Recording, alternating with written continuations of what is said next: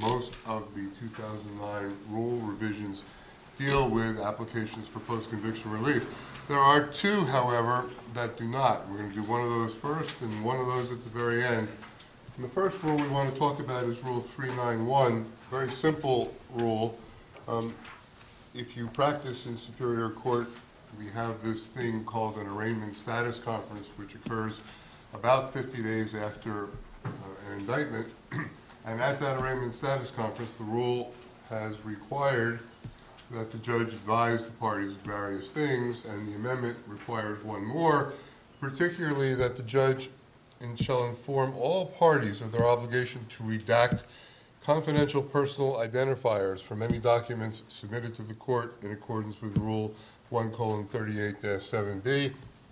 This, of course, comes from the fact that the courts don't want to be accomplices in identity theft. And as a result of that, things like Social Security numbers and other sensitive information is supposed to be redacted from documents that are going to be used by the court. This rule simply mandates that at the initial appearance of the defendant and his lawyer after indictment for the beginning of the criminal process, that the court notify everybody of that obligation. It's a simple enough rule. All right, let's talk about some basic requirements first so that for those of you who have not done PCR applications, we can all get on the same page. A petition for post-conviction relief is a civil action. It is New Jersey's equivalent of the federal habeas corpus petition. Second, it is the petitioner who bears the burden of production. Nothing happens with a post-conviction relief application unless and until the defendant files such an application.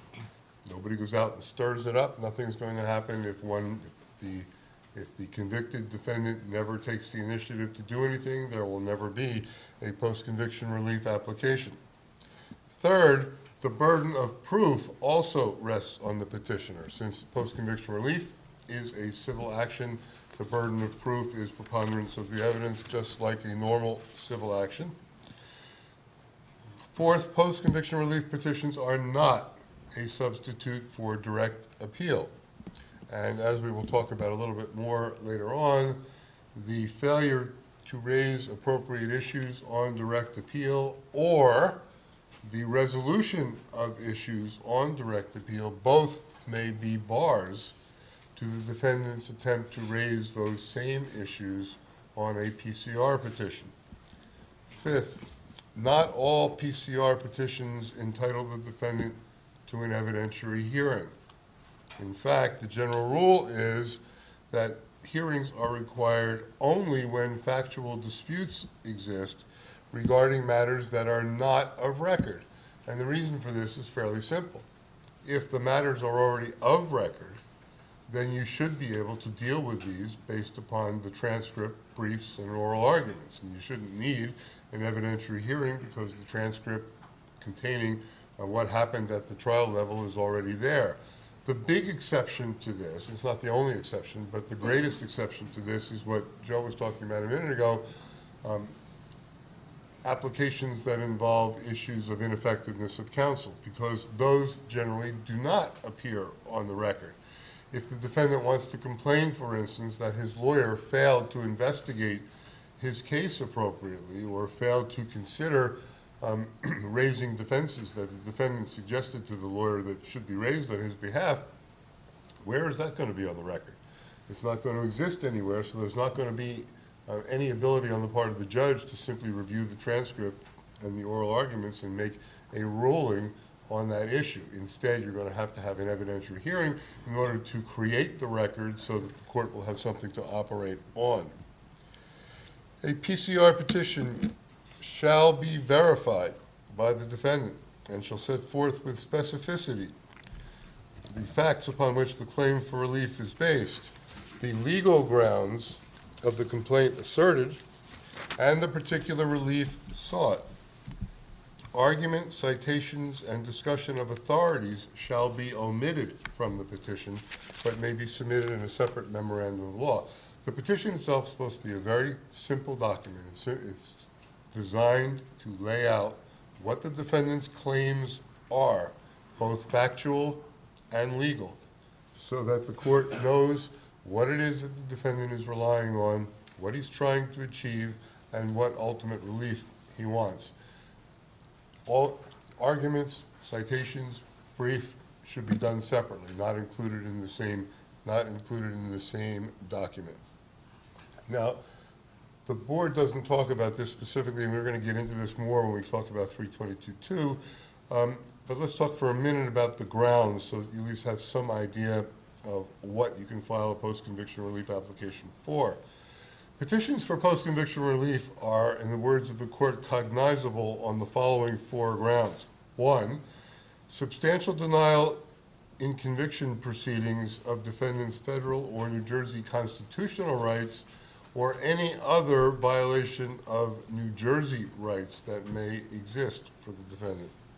Lack of jurisdiction in the trial court, and one would hope that there are not too many post-conviction relief applications being brought on lack of jurisdiction of the trial court. One would hope that if the court had no jurisdiction, that we've been able to figure that out long before the defendant has been convicted and sentenced. Illegal sentences, but you have to understand what this rule is talking about in regard to grounds for post-conviction relief.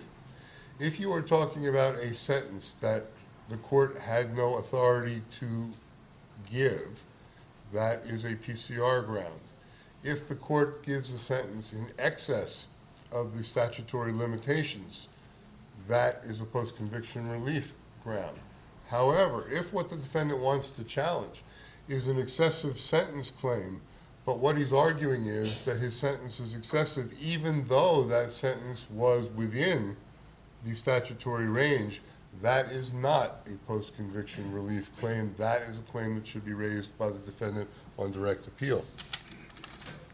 And finally, a catch-all, any other ground previously available for collateral attack on a conviction by habeas corpus or any other common law or statutory remedy. Okay, having done that, let's talk about time limitations for a minute. Generally, if the challenge is for an illegal sentence, the general rule is you can challenge an illegal sentence anytime. But any other post-conviction relief application must be filed within 5 years of the date of the judgment or the sentence attacked. And that's in Rule 3:22-12, and we'll talk about that more specifically when we get there. The 5-year period of time begins on the date of conviction. Now, we're not talking about the date in which the jury comes back with its verdict of guilty. And we're not necessarily even talking about the date of sentencing. What we're talking about under these rules is the date on which the judge files the judgment of conviction.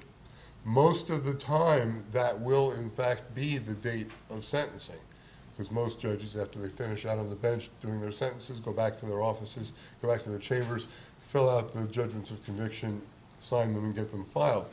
But there could conceivably be, depending on circumstances, a delay between the date of sentencing and the date on which the date of conviction actually gets filed.